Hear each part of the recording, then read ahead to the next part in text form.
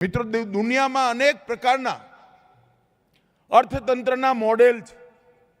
2 કરોડ 3 કરોડની દેશની નાની વસ્તીવાળા દેશોએ અનેક સફળ મોડેલ બનાવ્યા છે અને એની અંદર વિકાસનું પેરામીટર્સ એકમાત્ર આર્થિક વિકાસ છે।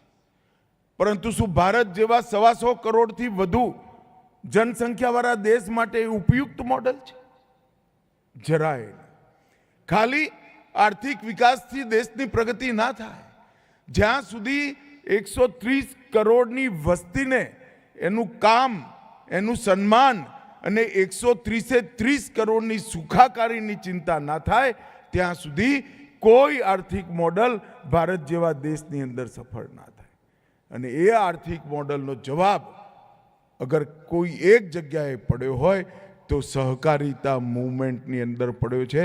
સહકારિતાની અંદર હું નિશ્ચિત રૂપથી માનું છું 120 વર્ષ પહેલા જ્યારે ભારતમાં સહકારિતાનું આંદોલન શરૂ થયું એ વખતે એની જેટલી રિલેવન્સી હતી એના કરતાં અનેક ગણી રિલેવન્સી આજ છે।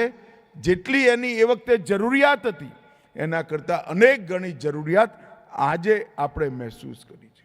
અને મિત્રો, એના સફળ પ્રયોગો દેશભરની અંદર કેટલાય